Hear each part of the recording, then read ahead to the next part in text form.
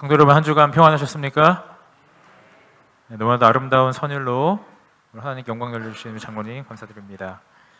우리 함께 신명기 6장에 있는 말씀 보시겠습니다. 신명기 6장 4절로 9절에 있는 말씀을 함께 교독하도록 하겠습니다. 신명기 6장 4절로 9절입니다. 제가 짝수절 읽고요, 우리 성도님들께서 홀수절 함께 읽어주시면 감사하겠습니다. 하나님의 말씀 신명기 6장 4절로 9절입니다. 이스라엘아 들으라. 우리 하나님 여호와는 오직 하나인 여호와시니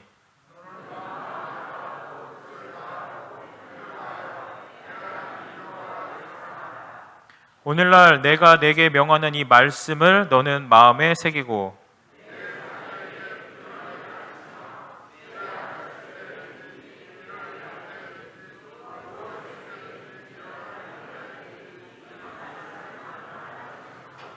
너는 또 그것을 내 손목에 메어 기호를 삼으며 내 미간에 붙여 표를 삼고 또 내 집 문설주와 바깥문에 기록할지니라. 아멘. 감사합니다. 저는 오늘 신명기 6장에 우리가 방금 읽은 본문의 말씀을 가지고 광야에서의 성공이란 제목으로 함께 말씀을 나누려고 합니다. 우리 사랑하는 성도 여러분, 우리 모든 사람들은 사실 성공을 갈망합니다. 그렇죠? 네. 그리고 그 성공을 원하는 그 마음은 누구에게 있는데 시기마다 그 성공의 그 표준이 조금씩 다르다고 합니다. 어떤 한 사람이 이렇게 얘기를 했습니다. 10대에 성공한 인생이란 성공한 아버지를 뒀으면 성공이래요. 네. 조금 무슨 말인지 이해 가시죠? 네. 20대 때는요, 학벌이 좋으면 성공이랍니다. 학벌이 좋으면. 30대 때는 좋은 직장에 다니고 있으면 성공이래요. 40대 때는 2차를 쏠 수 있으면 성공이랍니다. 네. 뭐 2차가 어떤 2차인지 잘 모르겠습니다만. 50대 때는요, 공부 잘하는 자녀가 있으면 성공이래요. 네. 그럼 60대로 좀 넘어가 볼까요? 60대 때는 내가 아직 돈을 벌고 있으면 성공이랍니다. 70대 때는 건강하게 지내고 있으면 성공이고요. 80대 때는 아내가 차려주는 밥을 먹고 있으면 남자는 성공한 거랍니다. 그리고 90대 때는 전화 오는 사람이 있으면 성공이래요.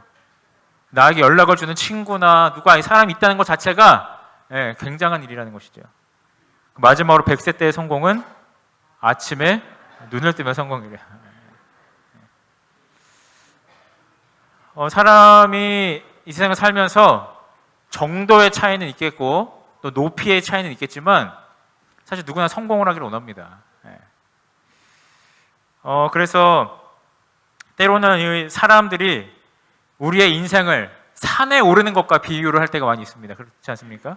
사람이 산을 정상을 향하여 올라가는 것을 무엇을 향하여 나가는 것과 비교를 합니까?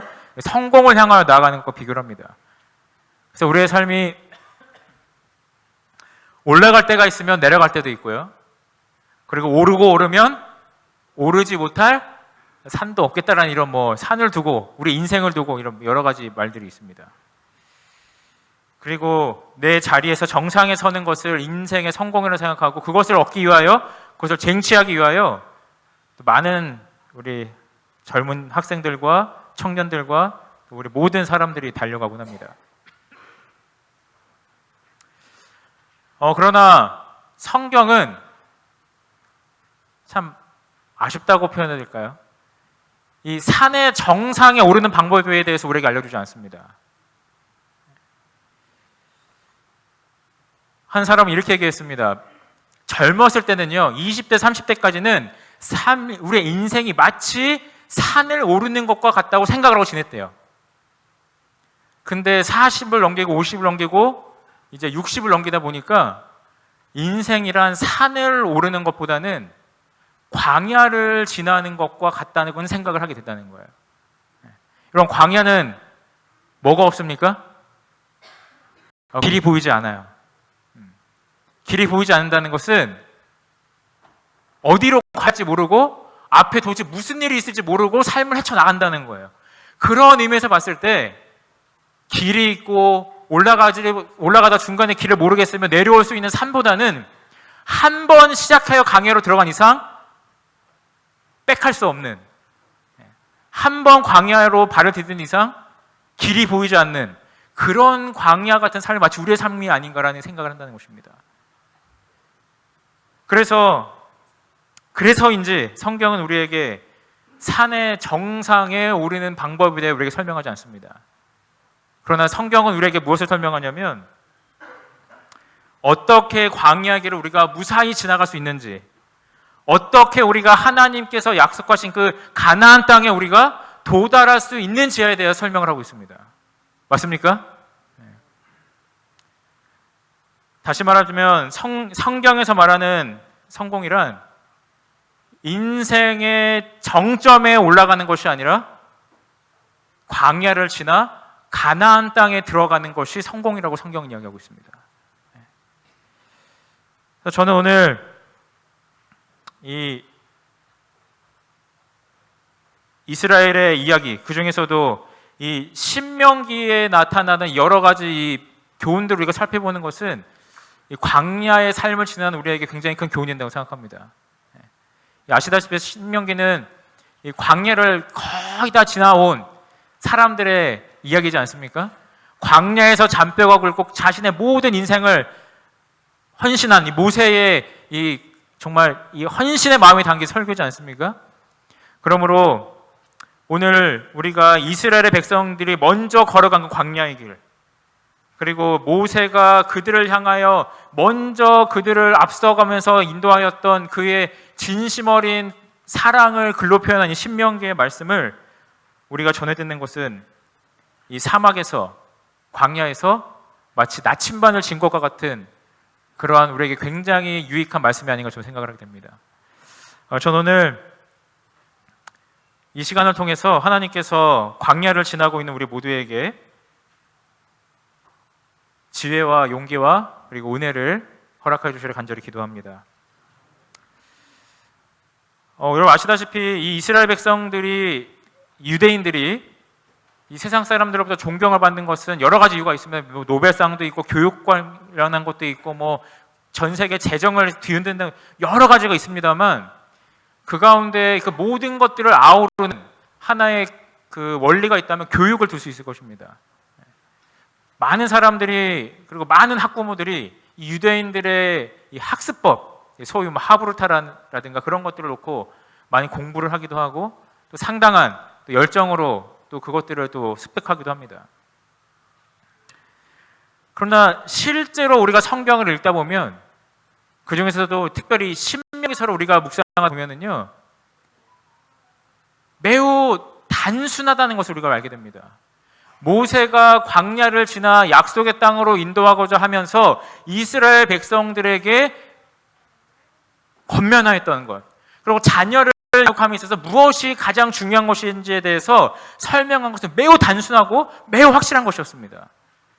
우리 아까 읽은 말씀의 본문 다시 한번 읽어볼까요? 신명기 6장 5절과 9절입니다. 같이 좀 읽어보겠습니다. 이스라엘아, 시작. 이스라엘아 들으라. 오직 유일한 여호와시니 너는 마음을 다하고 뜻을 다하고 힘을 다하여 내 하나님 여호와를 사랑하라.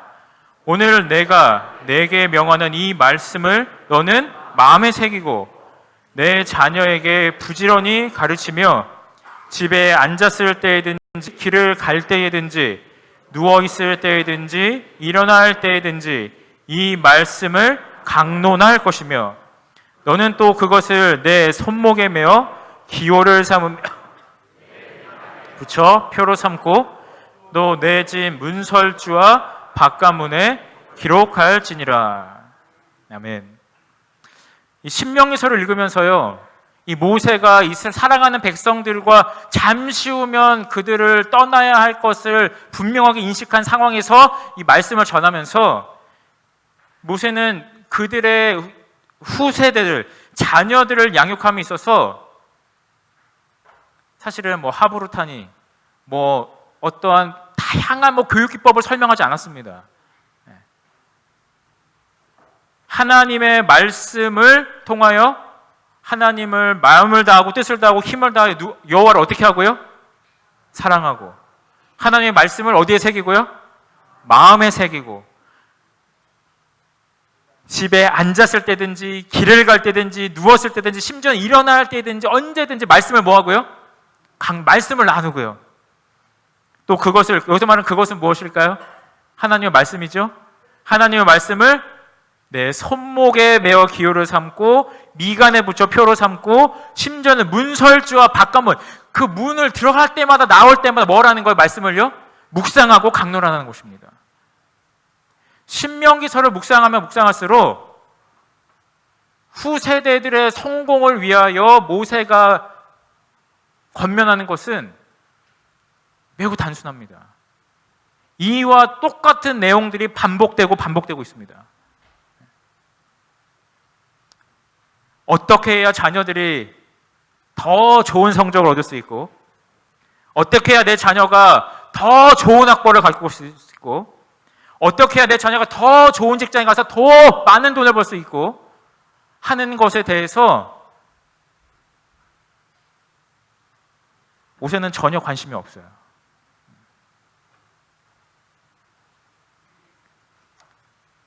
많은 저를 포함한, 저도 새아이가 학교에 이제 다니잖아요.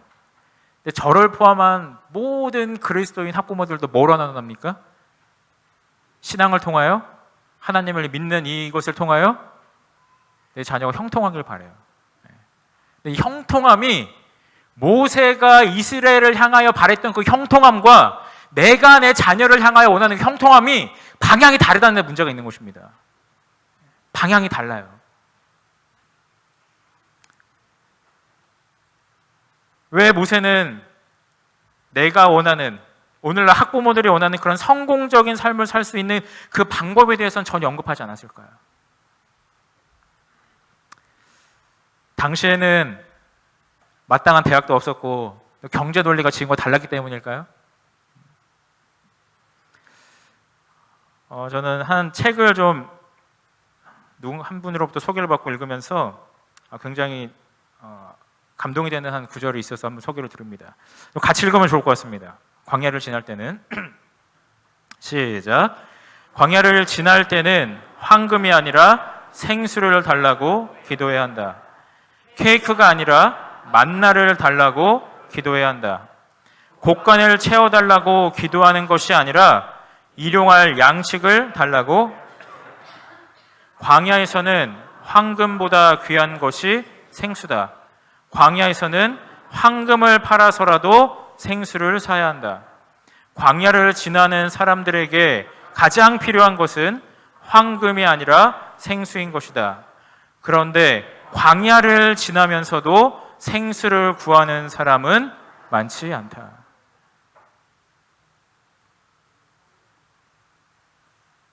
모세는 분명히 알았습니다. 우리의 인생이 그냥 고속도로를 지나가는 것이 아니라 탄탄히 옆에 막 편의점 뭐 GS25도 있고 뭐 세븐일레븐도 있어, 원하면 언제든지 돈 주고 가서 사 먹을 수 있는 이런 삶을 우리가 지나가고 있는 것이 아니라는 걸 누구보다 잘 알고 있었어요. 그의 120년 평생 가운데 몇 년을 광야에서 보냈습니까? 무려 80년을 광야에서 보냈어요. 자신의 삶의 3분의 1을 광야에서 보내면서 광야를 지나는 사람에게 있어서 무엇이 가장 필요하고 무엇은 그 다음에 필요한 것인지를, 그 우선순위를 누구보다 확실하게 알고 있는 사람이 바로 이 모세였습니다. 그러므로 이 모세가 얘기할 때에는 황금이 우리에게 필요 없다고 얘기하는 게 아니에요.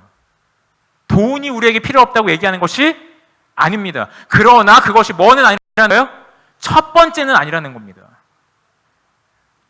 아무리 우리에게 많은 황금이 있어도 만약에 우리가 광야를 지나는 삶이라면 생수가 나에게 없는 그 황금은 의미가 있습니까? 없습니까? 의미가 없다는 거예요. 아무리 내게 달콤하고 맛있는 케이크와 뭐 빵과 피자가 있더라도, 우리 학생들 치킨 좋아하죠? 네, 치킨이 뭐 산더미처럼 있다 할지라도 뭘 대신할 수는 없다는 거예요? 일용할 양식 만나를 대신할 수는 없다는 겁니다. 그런데 오늘날 이 광야를 지나가는 수많은 사람들이 생수를 구하기보다 뭘 구하는 시간이 더 많은 거예요? 황금을 구하는 시간이 더 많다는 거예요. 우리 자녀들이 분명히 광야를 지나가고 있는데 내 자녀들이 어떻게 하면 이 생수와 만나로 그들의 삶을 생존하여 가나안 땅에 이르게 할 수 있을까라는 고민보다 내 자녀가 어떻게 하면 좀 더 큰 곳간에서 어떻게 하면 좀 더 많은 황금을 갖고 어떻게 하면 좀 더 편안한 집 속에서 살 수 있는가를 고민하는 시간이 더 많다는 겁니다. 문제는 우리는 어디를 지나가고 있는데요? 광야를 지나가고 있는데요. 광야 중간중간에 아무리 큰 곳간과 아무리 휘황찬란한 펜션이 있으면 뭐합니까? 우리는 그곳을 뭐 할 수밖에 없는데요? 지나갈 수밖에 없는 사람들인데요. 오늘 우리는 이 신명기서의 이 모세의 권면을 통해서 우리가 광야를 지나고 있음을 깨닫게 됩니다. 우리가 비록 잘 닦여진 아스팔트를 걷고 그 길을 차를 타고 다니고 잘 차려진 이 아파트와 여러 빌라에서 살고 있지만 그럼에도 불구하고 우리의 인생의 본질은 무엇을 지나가고 있다는 겁니까? 광야를 지나고 있다는 거예요. 한 이야기를 하나 해드리려고 합니다. 한 청년이 입사한 지 겨우 2년밖에 되지 않았을 때 이렇게 얘기합니다. 이대로 간다면 우리 회사는 망하고 맙니다. 36살밖에 되지 않은 청년이었어요. 입사한 지 2년밖에 안 됐는데 다짜고짜 이 임원진에게 와서 한다는 말이 이대로 간다면 우리 회사는 망하고 맙니다. 이 사람이 누구였냐면 이제 헝클어진 머리에 해리포터 안경을 쓴 것처럼 보이는 이제 그 일이 있고 나서 몇 개월 뒤에 이 회사의 CEO가 된 크느 스토르프라는 사람이었어요. 청년 같아 보이진 않는데 청년이래요. 여러분 뒤에 보시면 어떤 모양이 있는지 혹시 보이시나요? 우리 학생들 뒤에 뭐가 있는지 보이나요? 무슨 회사일까요? 이 회사 이름은 세계 최고의 장난감 회사 레고였습니다. 뭐 남녀노소를 불문하고 레고 모르는 사람은 없잖아요. 당시 레고의 경영진은요 이미 위기라는 걸 알고 있었고 그리고 이 위기를 벗어나기 위해서 새로운 프로젝트, 그러니까 새로운 장난감들을 1년에 5개씩 거의 뭐 기계처럼 찍어내고 있었다 그래요.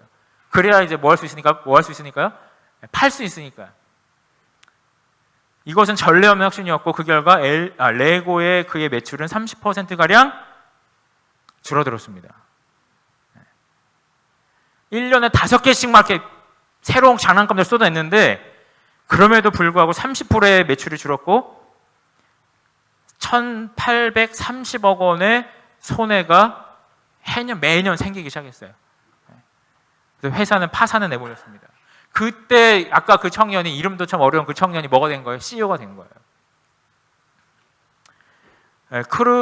이름도 어렵습니다. 죄송합니다. 크느 스토로프는 CEO가 되자마자 가장 먼저 불필요한 것을 점검해 나갔습니다.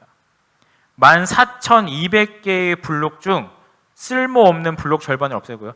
레고의 그 모양의 블록들이 14,000개가 넘나 봐요. 새로운 시리즈를 가감히 포기하고 레고의 트레이드 마크였던 미니 피규어, 저 한 번씩 보셨죠? 우리 손주들, 우리 아이들 키우면서 한 번씩 보셨잖아요. 네. 여러분, 이거 참 요즘 세상에 얼마나 이거 참 이런 말하기 그렇습니다. 참 허접합니까? 요즘 애들 뭐 보는 시대인데요? 핸드폰으로 게임하고 이 당시만 해도 그때 뭐가 유행이었냐면 닌텐도가 유행이었습니다. 조금 해가지고 주머니에 넣어가지고 정말 24시간 게임할 수 있는 그 닌텐도가 혁신적인 인기를 끌 때였어요. 근데 이때 이 새롭게 된 청년 CEO가 뭐를 부활시킨 거예요? 감히 닌텐도 앞에 꺼내기도 부끄러운 스마트폰 앞에 꺼내기도 참 창피한 이 미니 피규어 이만한 그 장난감을 부활시킨 거예요. 그 이유가 있었습니다. 그 이유가 무엇이었냐면 이 레고라는 이름을 가진 이 회사의 정체성이 블록에서 시작된 걸 알았던 거예요. 그러니까 레고란 이름으로 뭐 게임을 내고 스마트폰 어플을 내고 하는 게 의미가 없다는 걸 안 겁니다. 왜냐하면 레고라는 그 이름을 딱 두 글자 듣는 순간 모두의 머릿속에 뭐가 떠오른다는 거예요? 블록이 떠오른다는 거예요. 그리고 크누스트로프가 CEO가 된 지 12년째, 2015년에 레고는 매출 6조 2,400억 원으로 세계 장난감 업체 1위에 오릅니다. 플라스틱 장난감으로요. 이 디지털이 판치는 세상에서 아날로그로 승리한 거예요. 근데 이렇게 이 회사의 판도를 뒤집을 수 있었던 것은 무엇이었냐면 회사에 뭘 기억했다는 겁니까? 이 사람이 정체성을 기억했다는 겁니다. 정체성. 내가 누구인가? 내가 갈 길은 어디인가?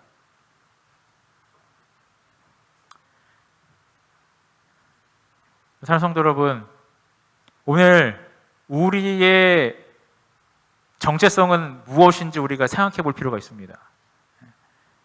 오늘 우리의 눈앞에는요, 좀 황량한 모래바닥이 있지 않습니다.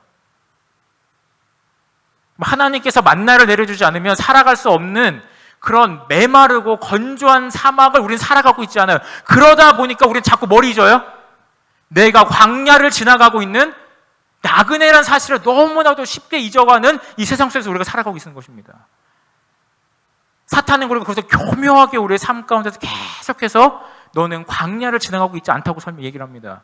너의 자녀들은 더 이상 그런 광야를 지나가는 그런 나그네로 살아가지 않을 것이라고 사단은 우리에게 계속해서 이야기를 합니다. 그러나 우리가 무엇으로 어떤 신분으로 이 세상을 살아가고 있는지 우리의 정체성을 기억할 때 과연 우리는 내 손에서, 우리 가정에서, 우리 자녀들의 삶 속에서, 그리고 이 교회에서 다른 것은 다 놓쳐도 어떤 것은 결코 놓치지 않아야 하는지에 대한 분명한 우선순위가 생길 것을 확신합니다. 영감액은 이렇게 기록을 하였습니다. 사람들은 이성을 잃은 것처럼 행동한다. 그들은 이생의 걱정에 파묻혀 있다. 그들은 하나님께 헌신할 시간이, 그분을 섬길 시간이 없다. 일이 하루의 일과이다. 그들은 그리스도께서 곧 오시며 만물의 마지막이 가까웠다는 것을 믿는 이름만 갖고 있다. 그들의 열매로 그들을 알지니 마음은 보물이 있는 곳에 있다. 그들의 보물이 땅에 있으므로 그들의 마음과 관심도 여기에 있다. 사랑하는 성도 여러분, 광야를 지나가는 우리에게 성공의 본질은 무엇입니까? 우리에게 무엇이 있어야 돼요? 황금도 있어도 좋지만, 좋은 곳간과 좋은 집이 있는 것도 나쁘지 않지만 무엇이 있어야 돼요? 생수가 있어야 됩니다. 예수님께서 뭐라고 말씀하셨습니까? 이 사마리아 여인에게요. 내가 주는 샘물을 먹는 자는 영원히 목마르지 아니하리니. 그 말은 누구를 상징했습니까? 샘물이요? 예수 그리스도를 상징했습니다. 광야를 지나가는 자에게 대단한 많은 것은 필요하지 않지만 한 가지 꼭 선택할 수 있는 게 있다면 나침판이 있어야 됩니다. 나침판, 그죠? 길이 보이지 않는 곳에서 나침판이 있다면 방향을 알 수가 있어요. 예수님께서 뭐라고 말씀하셨어요? 내가 곧 길이요 진리요 생명이니. 오늘 광야를 지나가고 있는 우리에게 하나님께서 성공의 본질이 무엇인가 물으신다면 우리는 샘물이시요 우리의 길이 되시는 그 예수 그리스도가 우리의 성공의 본질임을 의심 없이 기억할 수 있는 우리 모두가 되기를 간절히 기도합니다. 그리고 각 가정마다 또 사랑하는 우리 아이들의 삶마다 그 여러 좋은 것들이 있지만 그럼에도 불구하고 광야를 지나갈 우리 아이들이 놓쳐서는 안 되는 것, 그 예수 그리스도의 흔적이 우리 사랑하는 자녀들의 삶 가운데 분명하게 새겨지기를 간절히 기도합니다. 말씀 하나만 더 읽고 마치겠습니다. 같이 읽어볼까요? 1분 1초에는 시작. 1분 1초에는 영원한 결과가 내포되어 있다. 우리가 일시적이고 세속적인 사물, 곧 영원한 사물과 비교할 때에 하나의 작은 원자에 불과한 일들을 위하여 근심하고 걱정하는 일에 온 정신을 쏟기에는 인생이 너무나 엄습하다. 여러분, 인생이 엄습하다는 말씀은 무슨 뜻입니까? 우리 인생이 너무나 뭐하다는 거예요? 소중하다는 거예요. 네. 여러분, 우리가 오늘도 여전히 광야를 지나가고 있는 한 마리의 작은 양임을 기억할 때에 양에게 가장 필요한 것은 목자임이 분명합니다. 그죠? 그리고 하나님께서 말씀하시기를 그분께서 직접 우리의 양의 목자가 되시겠다고 말씀하셨습니다. 오늘 이 험하고 정말 메마르고 거친 광야를 지나가고 있는 모두에게 전능하시고 전지하시며 우리를 그분의 생명보다도 아끼시는 목자가 있음을 기억하고 다른 것은 잠시 우리가 뒤로 하더라도 그분의 손 놓기만은 절대로 포기하지 않고 절대로 뒤로 미루지 않는 우리 모든 믿음의 가족들을 되기를 축원하면서 말씀을 마치겠습니다.